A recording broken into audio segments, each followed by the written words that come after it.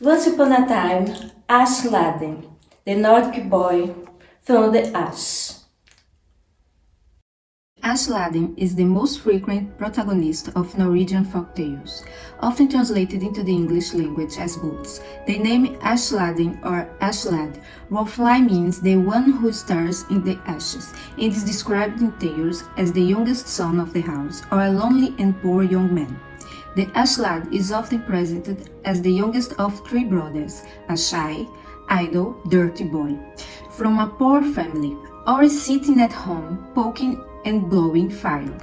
Traditionally, the act of tending a fire, like putting wood, poking the fire and blowing to keep it going, was considered a low-status job, and often the responsibility of a child or other person, deemed unsuitable for more demanding tasks. He always goes in search of adventures, both by choice and necessity. In many tales, Askeladden encounters one or more trolls and establishes relationships with them, be it competition, discussion, or friendship. Askeladden has many similarities with the inhabitants of rural Norway in the 18th and 19th centuries, who lived closer to the mountains, wide woods, and forests, neighbors of the trolls. So, Askeladden is the greatest friend or most ferocious assassin of the trolls in the tales, having a personality as ambiguous as theirs. The folkloric origin of Askeladden is related to the myth of Loki and the popular tradition of the Vate, which is a domestic spirit that lives under or near the hearth, helping farmers with agricultural work and attracting wealth to the farm. The Vate is a Scandinavian folkloric character, house spirit who care for and protect homes. He is a subterranean being that likes to settle under human habitations. He is stealthy, capable of becoming invisible and distorting people's vision, as well as being covered in the ashes of the stove and fireplace. Loki is the character in Norse mythology who evokes trickery, mischief, and the power of fire. He is also linked to magic, has strategic abilities, and can take any form he wants. He does not belong to the clan of the Asir gods, although he lives with them. His antics often get the gods into trouble, but the gods often benefit in the end from Loki's antics. He is among the most complex figures in Norse mythology.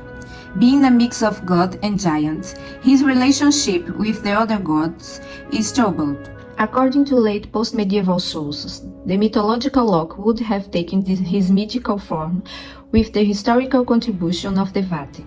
Many of his narratives refer to the symbolism of the Vate, which, in turn, refers to the figure of the young man by the hearth.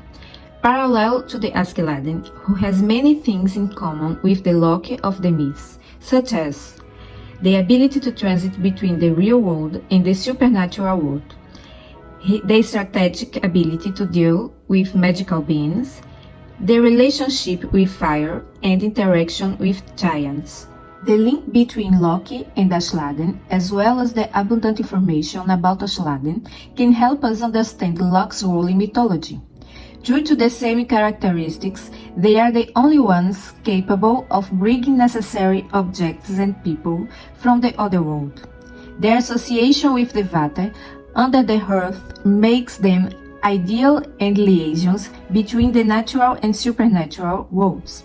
Loki, Vate, and Askeladden are indispensable overproviders of prosperity and enlightenment, but unacceptable to the social system, as they are essentially semi-otherworlders.